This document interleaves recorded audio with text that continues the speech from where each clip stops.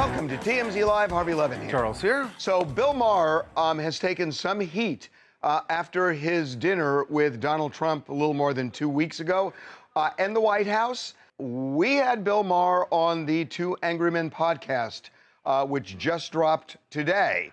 And Bill Maher came out swinging. Yeah, he's not only continuing to defend the fact that he went to the White House and had that dinner, but he thinks that people have the wrong impression of what he accomplished when he was there. So, Well, look, I was shocked to hear him use the word hero. He said he should be a hero for that. And he backs it up with an argument. And look, this whole thing started, I am good friends with Bill Maher. I love him and think he's incredibly smart. But you had a very strong reaction to his revealing what the dinner was. We agree on a lot of things, and I happen to disagree with him, although my opinion changed a little bit after the podcast. But the way because I think he made some points. But, you know, Bill had said that the Donald Trump that he saw at the White House having dinner was charming, was... you know, he would smile, he would laugh, he was self-effacing. And all that can be true, but I think the backlash he's getting is that Bill thinks that is the real Donald Trump. Well, he said that's the way when people act in, you know, when there are no cameras on, that's usually who they are in reality, and the other is performative. And the way he put it is the crazy man may be the performative man. That's the way he saw it. The way I see it is, it's all wrapped into one, that somebody who has the skill of being charming can be part of their personality, but the other part is them too. Right. So here is Bill staking his claim to what he says was a very useful White House visit. I have the opportunity to go to the White House and talk to the president and not give up my principles. It seems like nobody noticed that. I didn't go MAGA. I had the opportunity to talk to Donald Trump and say things to him that maybe he never hears. Literally to speak truth to power. I shouldn't take that opportunity? Again, don't do that? Okay. And then there was the part about, you know, should I lie about how I found him? Because apparently that didn't please people. They wanted to hear that he was the same monster that they see in public, and he wasn't. I'm proud that I was able to go into the White House and say to the President of the United States, look him in the eye and say, you're scaring people. It doesn't bother you that you're scaring so many of your own citizens? I'm proud that I confronted him when we talked about the orangutan thing, and I didn't apologize. I said, yeah, because I did that because you were making fun and mocking Obama's birth origins, and I thought that was low. So I should be a hero for going there and doing those things and saying those things to the president. I'm not the villain here. I mean, there's two ways you can do the Oval Office. The way I did it, honestly, or like Gretchen Whitmer and hold up a bunch of binders in front of your face. Do I have great hopes that saying anything to him is going to change anything? No, but you have to try. What, again, as opposed to what? Not engaging? Just, I mean, for the Democrats, you lost everything. You have no power. You have nothing. And we're slowly becoming just much more of a monarchy, but you don't want to talk to the king at all? You don't want to talk to him? That's going to fix everything? Here's the problem. The two angry men got out-angried. Because Bill seems very angry about the reaction to, and I got to say, look, I agree with him on the going to the White House and saying, and he's right, he didn't come out of it like MAGA. He went there and he spoke his truth. I think the reason for the backlash is that his reaction to it when he left is that, oh, he heard me, and he's a nice guy, and he understands me, instead of what most people believe. And look, what do you mean? I haven't. The people who who think that Bill, who are behind the backlash. Well, I don't know that most people are behind it. I don't know. I'm saying the people who are angry about him going to the White House. Yeah. Part of their anger, a big part of it, is what he said after the dinner, and that he thinks that Donald Trump is charming, a charming, nice guy. Okay, should Bill lie? Is that what you're saying? That Bill should lie because People because feel the reason people want feel him to lie? No, I'm not saying I want him to lie, but the reason people feel he was hoodwinked is that he believes that that guy he was sitting with is the actual genuine president. Is the actual genuine Donald Trump. He made a point, and I don't know. Look, I knew Donald Trump for many, many, many years. Many, many, many years before he became president. Right. And even a short period of time while he was president. And by the way, that is Bill's view is the authentic take on Trump in terms of the way he's defined. I agree. He has learned I'm those sure skills. that that's what Donald Trump did. But what Bill Maher is saying is that doesn't in any way lessen what the views are, because Bill Maher has been as critical as anybody.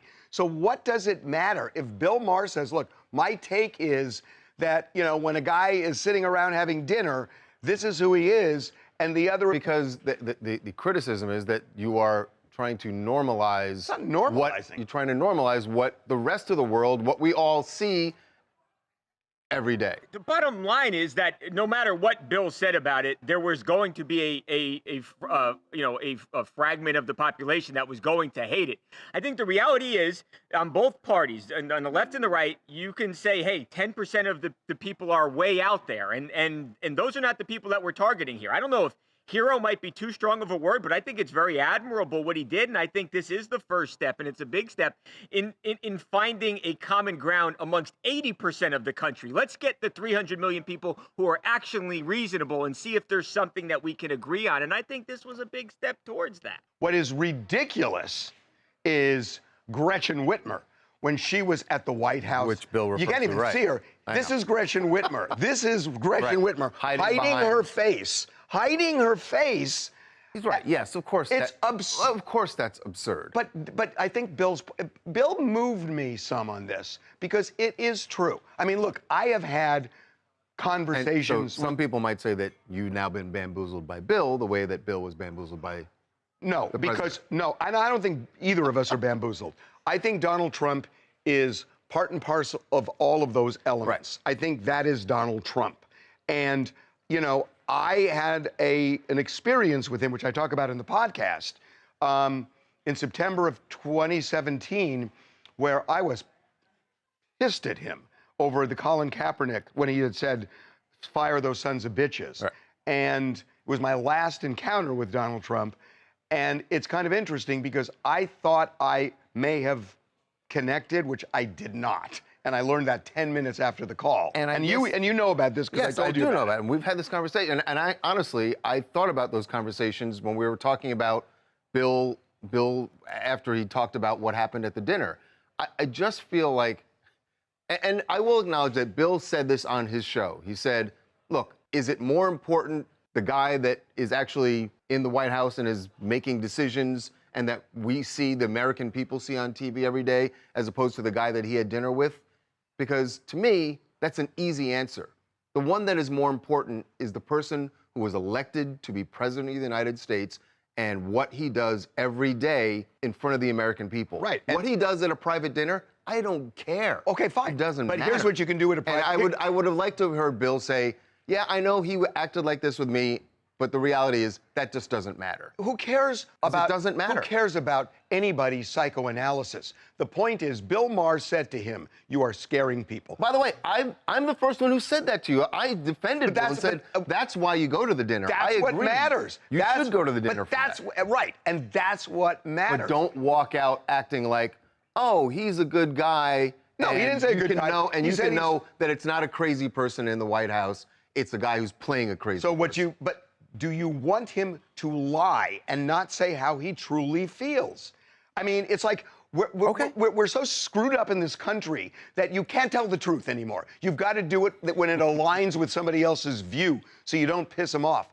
What's good about Bill Maher is he's telling the truth, and he can feel that way about him personally and maybe shift some and still have strong opinions about his views. Here's the thing. You already have a show called Two Angry Men, so let's just Which is available anywhere you get your podcasts. Hey, it's Matt from Ottawa, Ontario. And I just want to say in regards to Bill Maher, listen, I can respect that he went and met with Trump and put all that stuff aside. I appreciate that he was being honest about the interactions. To his point, I wouldn't want him to lie. But to say he deserves some sort of praise or should be called a quote-unquote hero, maybe that's a little too much even for Bill. Okay, I mean, that's, you know. It's like, I don't want to throw around the word hero, but. I wrote the post for the website. I quoted Mark Anthony from the Julius Caesar speech, which I never thought I would ever do in TMZ. I think you've done it before, actually. I don't believe I've done, we have come to bury Caesar, not to praise him. I feel like you have. We should look it up in the system. Okay, we are going to take a break. All right, when we come back, Diddy and his attorneys make their case for picking apart the Cassie beating video. Yes, they actually have some points they're making, some new revelations about this video, and they feel like it is very, very deceptive. How in the world is that? Well, you will hear their explanation when we come back.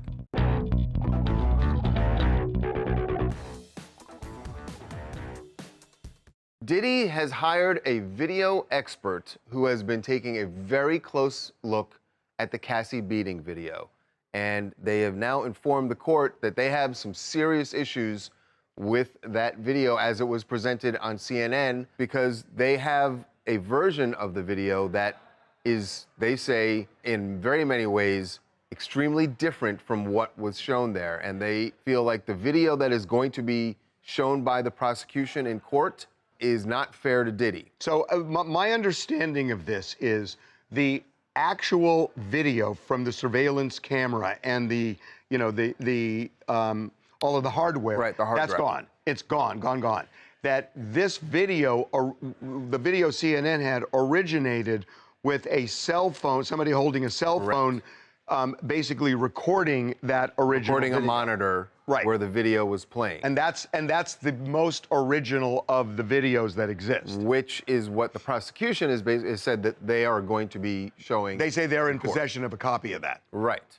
And Diddy's video expert says that video that's shot on the iPhone is distorted because, you know, when you shoot anything with your phone, it all depends on how you are holding it. Their feeling is that it is going to make Diddy look, in some scenes, more menacing, which seems odd to say when the video we've seen, as you're seeing here, is plenty menacing.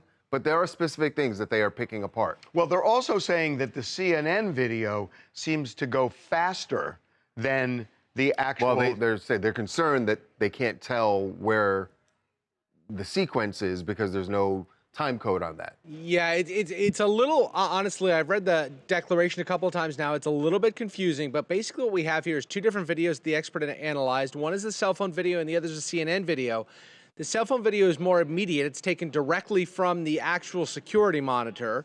And there are apparently some distortions there, more with the perspective that it provides in terms of Diddy's size, his apparent heftiness in the video. It may distort him a little bit, but it doesn't really, they don't suggest that the actions that we see Diddy take are not in fact actual. They were somehow manipulated.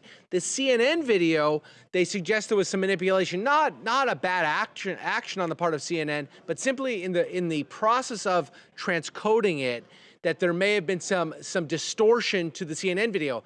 But Harvey, that to me is irrelevant. If we have the original video shot from the security monitor, that's going to be what's introduced in court, not the CNN video. Jason, here's the way I see this. You tell me if I'm wrong here. That the prosecution is going to say, we have a copy of the original video. The defense is going to say, we object. We don't want it admitted into evidence because it's distorted. It makes Diddy look more menacing. It makes him look larger than he actually was. It may go faster than it actually does. And the judge is going to say, I'm going to allow this evidence in, and on cross-examination, you can raise the issues you want about distortion. That is precisely how it's going to go. It's not even on cross. They're going to call this same expert, the defense will, on direct, who's going to talk about distortion. And they're going to get all that in. But you're right. It is about the attacking the credibility of the evidence, not the admissibility of the evidence. Right. My name is Kyla. I'm in Atlanta, and I feel like the video should definitely be something for the jury to be the ultimate fact finder on. Let them compare what was seen in the video with other people's testimony of how Diddy has been. Also, too, I would like to know, where is the original video? Why wasn't that turned over to prosecutors way earlier than now? Because then we wouldn't even be having this issue. I want him to go to jail on all camera angles. I want to see him in jail. Look, that original video, the actual hard drive, probably doesn't exist. No, it because doesn't the exist. Intercontinental Hotel Is gone. shut down. Right. And it's gone. We're told it's gone. Right. So the best evidence is the copy of the cell phone video. Okay, we are going to move on. Yeah. Now to an arrest for Haley Joel Osment. Odd one. An odd one, right. This one, he was on a ski trip here in California, went to Mammoth. Went up to Mammoth Mountain. Your stomping ground. I love it up there. And but Haley Joel got arrested up at Mammoth because for public intoxication. And Ski Patrol actually accosted him because he was giving people a hard time at one of the ski lifts. We got some video. Here is part of their interaction with him that led to his arrest. The backwards helmet is a dead giveaway. Yeah. That might be cool also. I have no idea. The fact that he's had a little too much. Sorry, guys. Get out of the line, bro. Yeah. Yo, get out of the line. Get out of here. Yeah. All right. My man, get out of the line. Look at your board. So as you guys can see, his helmet was on backwards and he was trying to get on the slope without his snowboard. So eventually Ski Patrol stepped in. They took him down the mountain to a parking lot where they then called police. Police showed up, they arrested him for public intoxication as well as possession of a controlled substance. I'm told that's actually been sent to a lab to be tested to see exactly what that is. But we spoke to some people around Haley who said that he's kind of going through a hard time right now. He lost his home in the Altadena fire along with all his belongings. God. He's having trouble with insurance and all that stuff. But yeah, this is bad. Oh my God, that is so sad. Yeah. I got to say, the only thing that's a little bit surprising is usually public intoxication is when you're just incorrigible. Right. You know, And he just seemed like, out of it. You know, just out of it, right. Although the people waiting in line were clearly well, really but agitated. that's not grounds for arrest. Hey, man, on a powder day. Don't. Signature Valentine, based out of Orlando, Florida. I mean, with everything going on with the fires and stuff, he just probably needed a day to kick back and relax. But honestly, this is not the first time we've seen Haley be arrested for public intoxication. So at some point, he's kind of got to tighten up and be just a little bit more responsible. Yeah, it's just really sad because so many people are going through hell right now over these fires. Taking a break. All right, when we come back, the war between Harvard and President Trump intensifies. Now, the administration is talking about blocking them and other schools from admitting students from other countries. When we come back, we're going to be joined by Harvard professor Cornell William Brooks. What does Fair Harvard do? Who's going to blink in this war? TMZ's got every freaking thing. Big celebs, big stories, big events. Justin Timberlake made Portland kids' dream come true by joining a bike bus ride. And they always listen to Justin Timberlake. Cry me a river when they fall. Yeah, right. It's TMZ. It is the war I did not see coming, although there's obviously been a lot of rhetoric from the Trump administration about Ivy League schools. But now this is an all-out war between President Trump and Harvard, and it is getting hot. You know, of course, yesterday they froze $2 billion in grants, but now they want to take away the tax exempt status. Tax exempt status and block potentially. Department of Homeland Security is talking about blocking Harvard and other schools from admitting students from other countries. I don't know where this goes, but Harvard is the first school really to take a stand against these policies that the administration is rolling out.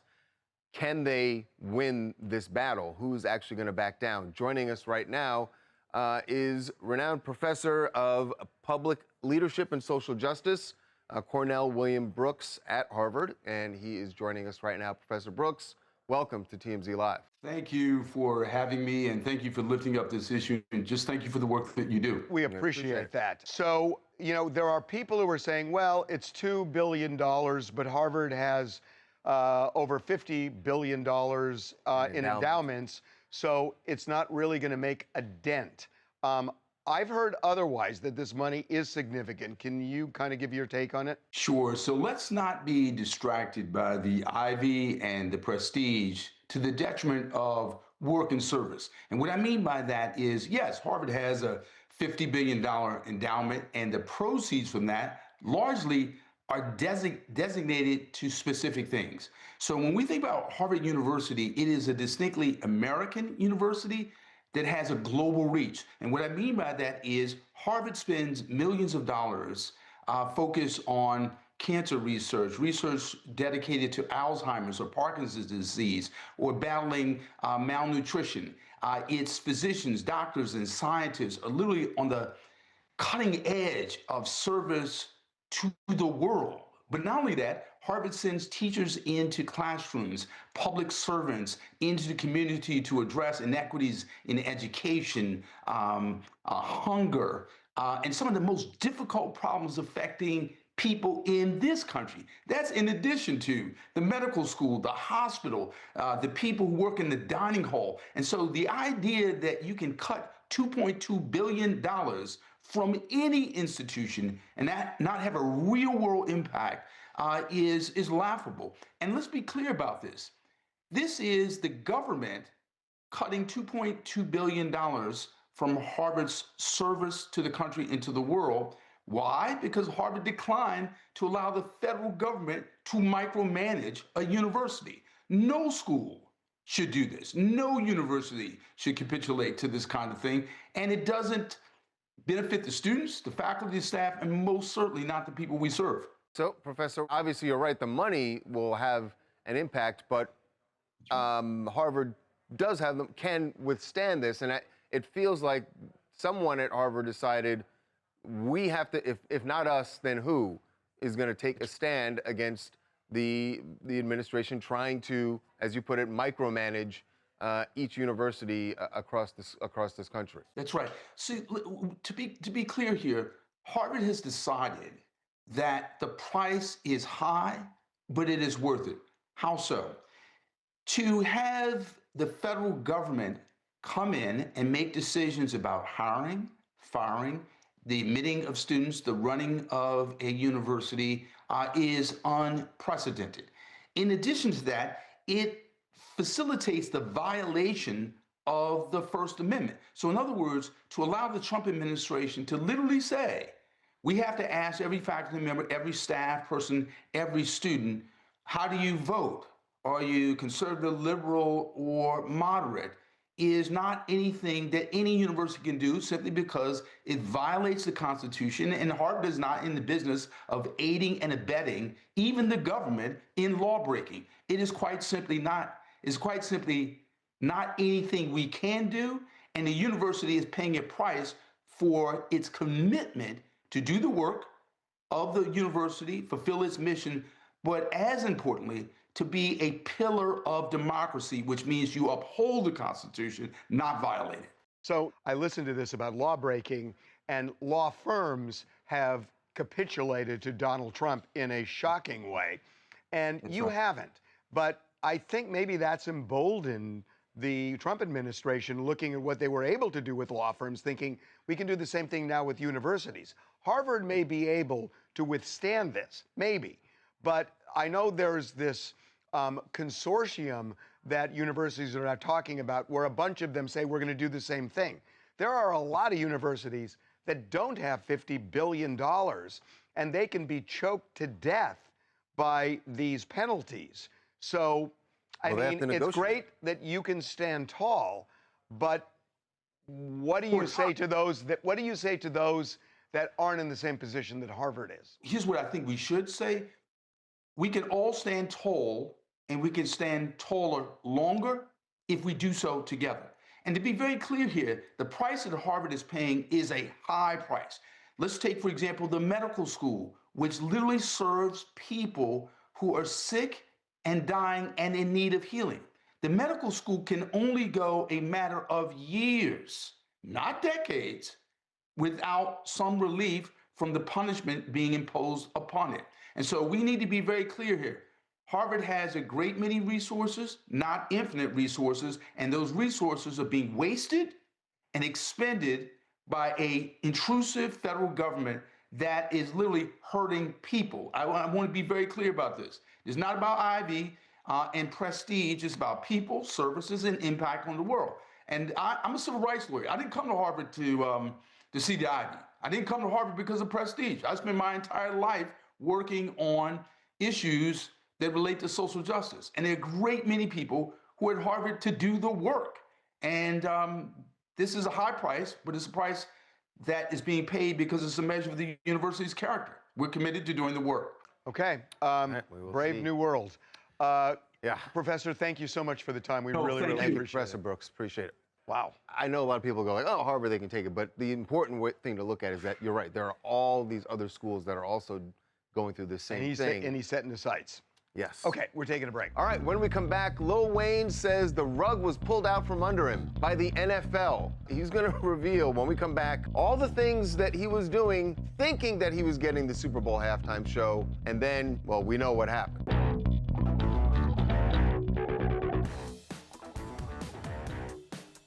Welcome back to TMZ Live. Lil Wayne is making something a lot clearer to me now, and I think to all of his fans. When Kendrick Lamar got the Super Bowl halftime show, there were a lot of people who were upset that because it was in New Orleans, that it didn't go to Wayne. Right, including Wayne was upset. And Wayne was very vocal about how upset he was, and that was odd to me. I was like, why is he wearing his heart on his sleeve so publicly over something like this? Celebrities normally... It was normally... almost like therapy. I mean, he was so disappointed. Well, now I think I understand it, because he says that this was something, him getting the Super Bowl halftime show was dangled in front of him for months, and he changed his life and did things that he wouldn't normally do, thinking that that was going to happen. So he had the rug pulled out. Exactly. That's what he's saying now. Yeah, what he's saying is basically the NFL used him as a pawn. Like, he said, like, anytime you saw him with Tom Brady or Fanatics or, you know, even a Michael Rubin White Party, it was all for show. The NFL told him to get his public appearances up, you know, get people used to seeing him. And then when it came time for the Super Bowl, they gave it to Kendrick. So I'm confused. Was the purpose of the show that they would pay homage to New Orleans, even though they knew they weren't going to get a New Orleans artist? No, that he was going to be the But why artist. would they do that? Why would they lead him down the path if they wanted Kendrick? I don't understand. Well, basically it said the NFL told him that they had nothing to do with it. It was basically on Jay-Z and Rock Nation. But why would Jay-Z and Rock Nation string him along like that if they always intended to Yeah, get because Kendrick? Jay-Z and Rock Nation are in lockstep with the NFL when it comes to selecting who's going to be. I don't understand why they lead but it him makes down sense the path. it makes sense to have multiple candidates. But going into it, Kendrick just blew up. Not Like Us became one of the biggest rap songs of all time. So it just made sense for Kendrick to do the Super Bowl. But then the way you're putting it, it's not so much that they led him down a path that they never intended to follow. They were going to, but then things just... Kendrick blew up, and they just said, we got to pivot. Right. It sounds like they decided they got to pivot. But for Lil Wayne, you understand... He just thinks, I'm getting it, I'm getting it, I'm not. Yeah, and that's clearly upsetting. By the way, he didn't say he has an issue with Kendrick, and I think even Wayne understands how big Kendrick was, and that was a moment for him. But still, I feel badly for him that he's going along for months thinking, all right, this is happening, and it doesn't. Hi, it's Carrington from Houston, Texas, and I just wanted to say I'm a huge Lil Wayne fan, but I think two things can be true. Lil Wayne, they don't normally have the artist from the city where the Super Bowl is performing, and also it's a lung capacity thing. Lil Wayne, I don't know if you could last the whole Super Bowl performance seeing how you smoke every day. Carrington, you want to play a game? Oh, boy. Yeah. Okay, we're going to roll that video of Lil Wayne outside near a car that we just played. If you can tell me the building behind, right there, that round building, we'll give you a TMZ t-shirt. That round, record-like building. What's the name of it? Rock Nation? I have no idea. It's Capitol Records. Capitol Records. But we'll send you a T-shirt anyway. We should say Lil Wayne revealed all this to Rolling Stone. One other thing about the Super Bowl halftime. Drake was watching, or at least his lawyers were, because now he has amended his lawsuit against Universal Music Group, saying that the whole performance was an assassination of his character. But they never used the P word in the performance at the Super Bowl. They said everything but it. But that was the whole point of the lawsuit. To be clear, he's still not suing Kendrick. This is still ridiculous. Just Universal. Ridiculous. All right, we're going to move on. Speaking of music, there's a budding young singer down in Florida. Her name is Sydney Sweeney, and man, does she love karaoke. She lives down there now, and there is a particular bar where she loves to go and sing karaoke. She did it last night. Here's what's really odd about it. She chose to do an Adele song, and you've got to have chops if you sing Adele. So here is Sydney. You can decide.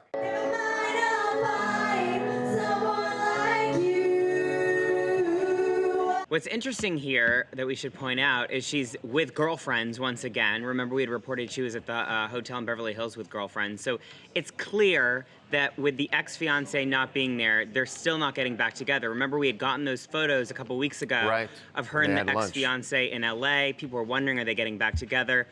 Where's Jonathan? He's not in Florida with her, as far as we know. They're done. They're done. It's over. That meeting was not about maybe we get back together. That meeting was... It's over. Splitting things up.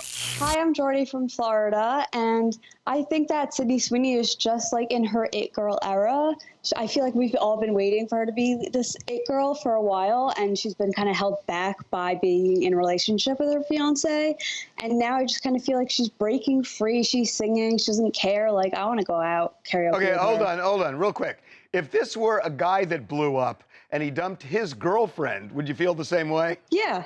Okay. I think that after a breakup, you should be able to let loose a little. As long as there's consistency, we're good. All right. Okay, we're taking a break. All right, when we come back, oh man, there are a lot of people heated, myself included, over allegations of insider trading in Congress. This happened because Marjorie Taylor Greene revealed some of her trades. Well, guess what?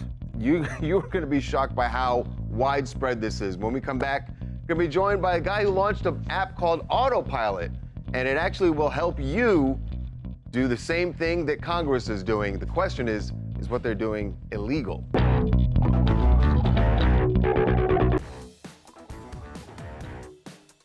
Well, Congresswoman Marjorie Taylor Greene has people talking insider trading. That's the accusation some people have made against her because, members of Congress have to reveal their stock trades. By law, if it's over $1,000, they have to reveal it within 45 days. She revealed hers, and it showed that she bought a bunch of stocks in the dip. Just before Donald Trump said, I'm going to pause the tariffs. Right. And the stock market soared. And people say, look, this is insider trading.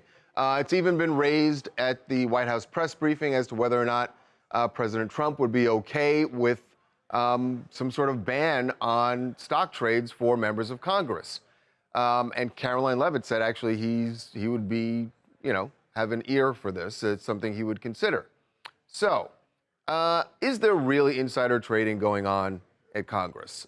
Someone who has been watching this very closely, in fact, let's be honest, has launched a whole business based around what Congress is doing. Chris Josephs founded and created the Autopilot app, which basically shows you what Congress is investing, how they're, what they're buying, what they're selling, and you can follow along and do the exact same thing they're doing if you think that they're making money. So Chris is joining us right now to talk about this. Chris, welcome to TMZ Live.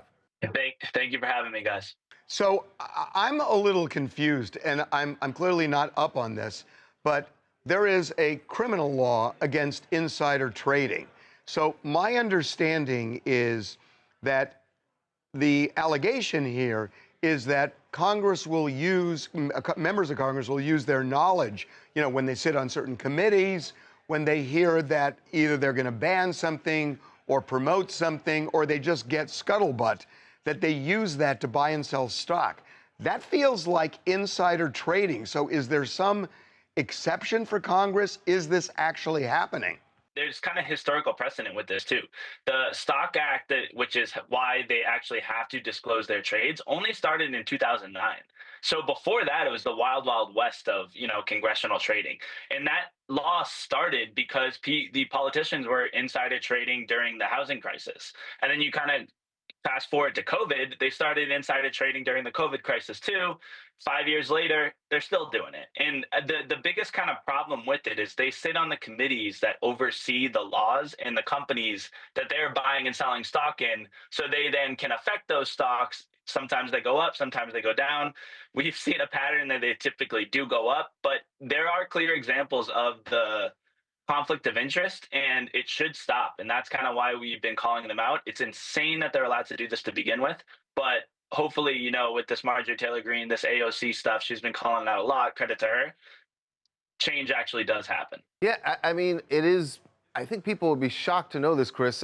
Obviously, that members of Congress, they have stocks, but it just seems very obvious that you shouldn't be allowed to be on a committee. It's against the law. That you shouldn't be on a committee that is actually making decisions about that. Well, you can be on the committee, industry. it's just you shouldn't be buying stock. Right. And so are those the people specifically that you're trying to follow on your app? Someone that sits as the Senate Judiciary Committee, her name is Ashley Moody. She's on the committee. She's a Republican, so Republicans and Democrats, they all do it.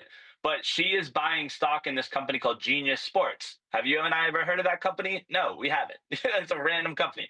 What they do, though, is they're one of the few sports betting data analytics platforms that has partnered with the only sports betting company that is legally allowed to operate in Florida. She is the representative in Florida. And now she's sitting on the committee that's about to essentially vote on the bill to say, should sports betting be legal in Florida? She owns the stock. What do you think is going to happen to the stock? It's probably going to go up. The content refreshes day in and day out. Like even earlier this morning, if you go look at Representative Bruce Westerman, this was just this morning. He disclosed over $2 million of new stock trades, and he bought in stock in oil companies. He literally sits as the chair of the Natural Resources Committee. So it's still too early to see what goes on. Unbelievable. But But I got to tell you, what I find really fascinating with you is you have this app tracking all of this. And it seems to me there's a dual purpose in your app. One is to blow the whistle on what seems to be illegal if insider trading applies to Congress, which it does. But two, you are kind of like a Morgan Stanley in the sense of, here's what's on the upswing, here's what's not, I would say, and people can actually trade based on your app. Kind of a Morgan Robin Hood stand. Right. Because he's letting the rest of us see what's going on and get in on it. But it seems like it's a dual purpose. You guys are hitting it right in the head. It's like, at one point we can call it out, but calling it out doesn't do anything. You got to get in on the action. And like, what better way to highlight the literal hypocrisy of them trading than to build an app that has $500 million of everyday investor money following their quote unquote insider trading. And that's kind of what we've done. And our slogan is, if you can't beat them, join them. So Chris, I got to ask you a tough question. Obviously, this is working for your company. You said you have $500 million in trades. Have you? Would you like to see a ban? Because you're out of business. I mean, the ban seems to be the right thing to do, but it would really hurt your business. Yeah. I mean, would that kind of knock off a big revenue stream, a big marketing stream? Like, absolutely. But we 100% support the ban, and we want the ban to happen because, aside from the Pelosi tracker and all the broader kind of calling them out, I still am a startup founder, and I'm trying to revolutionize like the future of money management. And we don't have to go into all the details. We would love a ban, and we will work with any politician that wants to get it through. So AOC, you know where to find me. Like, let's make it happen. Wow, you are a smart dude on an important mission. Yeah, seriously. Yeah, Chris, thank you so much. Congratulations with the app, and wow. We'll see how much longer this is business, but this was breathtaking. Yeah, thank you, Chris. Thank you for highlighting this. Thank you, guys. Thank you for having me and spreading the word. All right, we got to take a break. All right, when we come back, Britney Spears gets called out by Bobby Brown. Yeah, we will show you why he's trashing her when we come back.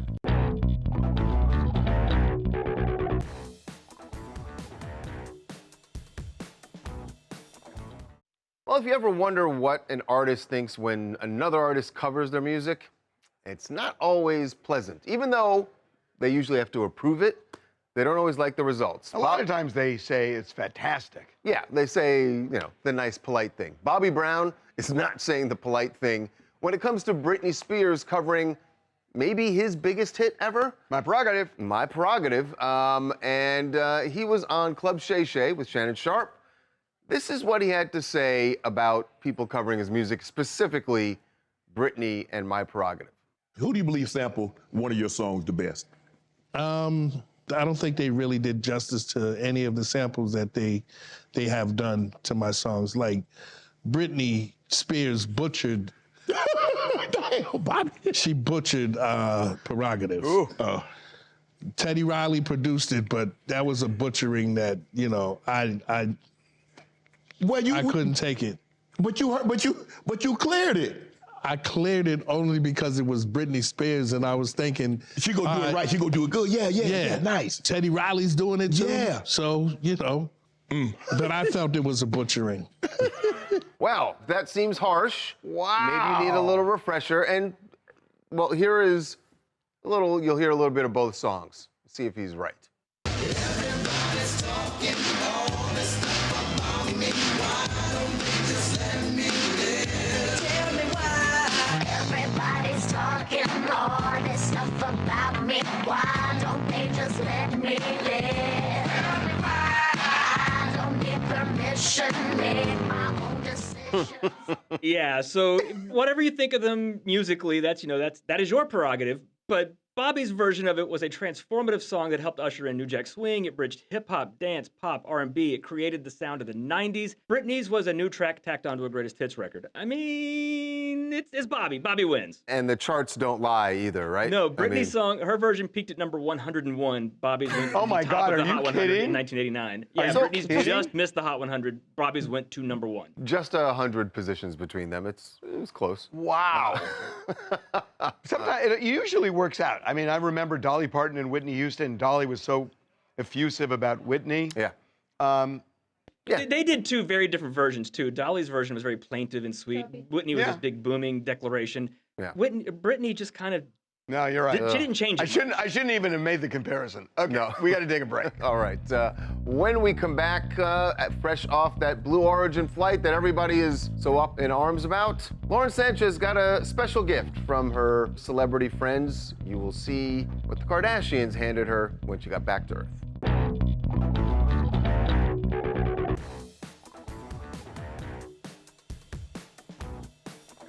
Before we go, Harvey really wanted you to see this because he just thinks it's fabulous. Lauren Sanchez posted something that a gift she got after the Blue Origin flight on Monday. You know that all of the crew members had family and friends out there in West Texas waiting for them when they landed. All famous. Lauren's friends, Kris Jenner and Khloe Kardashian were there. And they didn't come empty-handed, apparently, because she says they gave her this. It's a purse. You're seeing it from above there, but it's shaped like a spaceship or space capsule. Yeah. Judith Lieber, from what we could see, goes for about $7,000. What are they going to give them for the wedding? If she gets that for a 4-minute ride, what do they give them for the wedding? Wow. Gail told you stop calling it a ride. Okay? Excuse me. Not a ride. I love Gail. Watch or listen to the TMZ podcast, Two Angry Men with Bill Maher. It's really interesting.